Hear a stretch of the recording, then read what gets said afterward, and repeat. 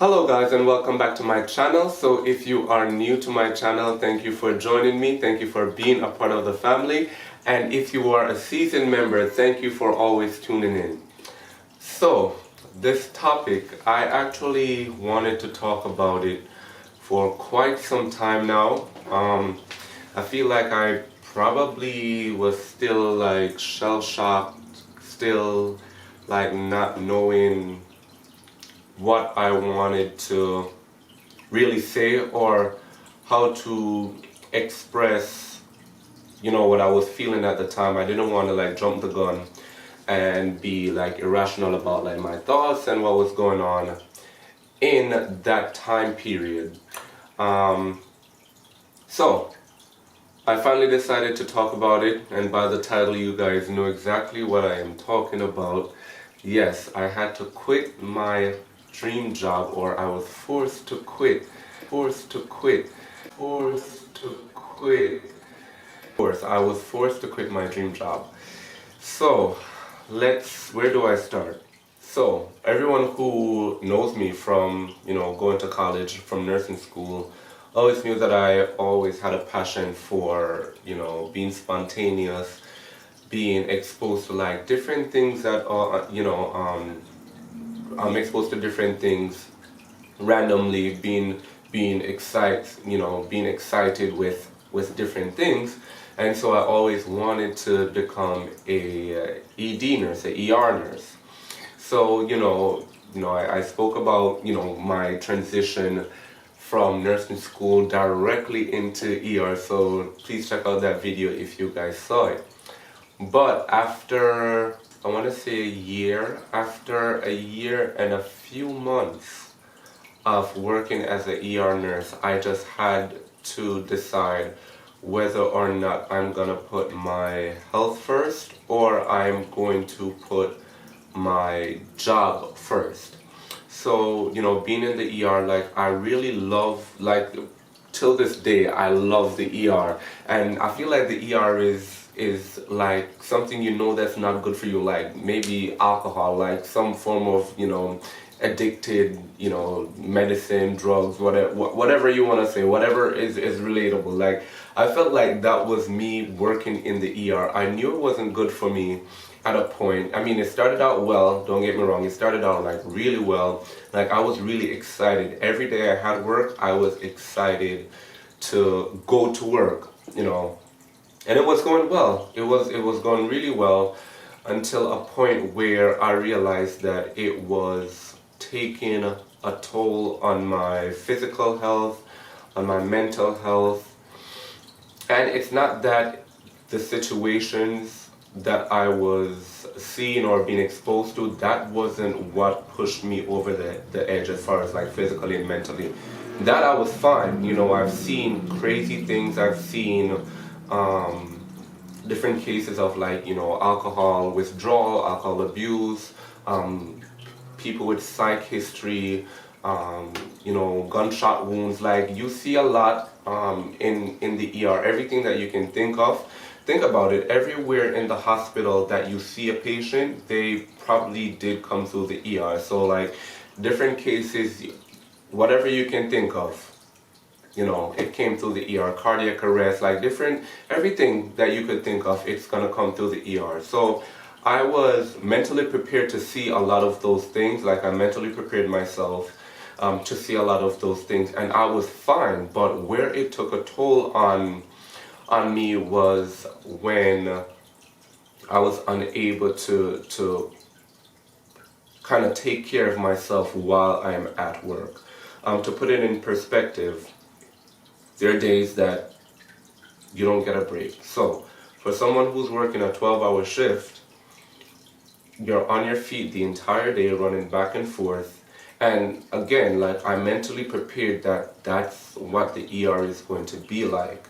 I know that, there's going to be spontaneous circumstances that will prohibit you or will delay a break or to delay whatever that was pre-planned. I know that there were circumstances that you are going to face, which, you'll be in those situations where you can't even go take a break or something. But it was happening too constantly, too consistently for me. And at a point I felt I start like getting ill from just doing that like over and over again. Again, I was working, and I feel like I'm a person who, if I am not able to give like my 100% to something that I'm doing, which I felt like I started to fall short. Let's say I was giving like 98%. I felt that I was like missing that 2% that needed, for me to be at my 100%, which I would want to function at. And so I'm like, is this something that I'm willing to sacrifice mentally, to sacrifice physically, to continue doing, you know? And again, like it's the job, like it is what it is.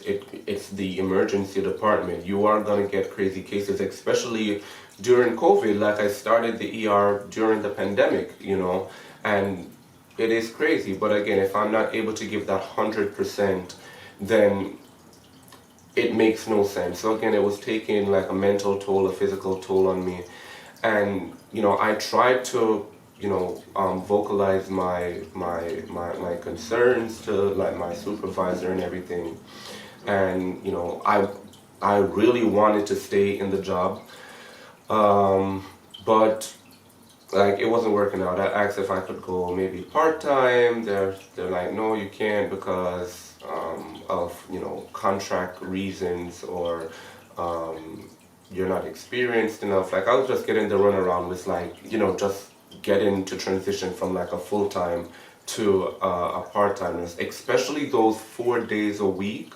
4 day weeks, because sometimes although it's 12-hour shift, you work 3 days and then one day out of one week out of a six week period, then you have to work 4 days for that week. And that week is always the killer for me. That week will make anyone like laid out flat after work. I really tried to see my different options, but like it wasn't working out. It's either I stayed full time, or I stayed or I didn't stay at all. I did have the option to like go on like different floors, different units, but having like been on like the different units, like I know I didn't want to do the units at the hospital. I know I would not like it. So I was there for months, like months struggling with this. And of course I go to work every day and I still like try and put my 100% in. But after the day's done, I'm so exhausted, I'm so tired, I'm so dehydrated. Sometimes I haven't used the bathroom for like the 12-hour period, which is not good for anyone. But I was determined to like stick it out, because again, the job I love, but it's the situations that I was placed in, and the sporadicness of, for better term, the sporadicness of what was going on a daily basis, that was just getting to me. Like it was not healthy for me at all, and didn't have any plans to like transition out of that job. I wasn't like looking for anything. And just a side note, like sometimes God put people in your life for a season. Sometimes he put them in your life for a lifetime. But I'm telling you, like once God puts someone in your life, like you have to appreciate that person. And a big shout out to Imani. I met her in college. We went through nursing school together, and because it's relatable, like she's a nurse, I'm a nurse, like she can relate to my struggles, my issues that I've been going through. And she's like, you know what, why don't you just try my unit, try and come on my unit. Because my manager is her manager is actively like looking for people to hire. And she knows me. She knows that I'm gonna always put my 100% out in whatever I do. I'm always gonna hit the ground running, gonna do things, gonna get it done. So she was saying, I can talk to my manager and see if she want to take you on. I'm like, no. And I literally put this off for, I want to say 6 months, literally 6 months. And then she's like, she was saying, oh, I can't believe like you made the spot go away. I can't believe this, can't believe that. I was saying that I really don't want to leave the ER because like I really love the ER. Again, something that is addicting but is not good for you. Like I really, really love the ER. So I continued working the ER, and then some positions opened up at her job again, and she's like, Kamoy, just interview. And to be honest, I'm like, oh my goodness, like I don't want to leave the ER, but I'm like, you know what, let me just, take a shot at it. And she got me the interview. She's like, just send me your resume. She said she went to her manager. She thinks that I would be a good fit for the unit.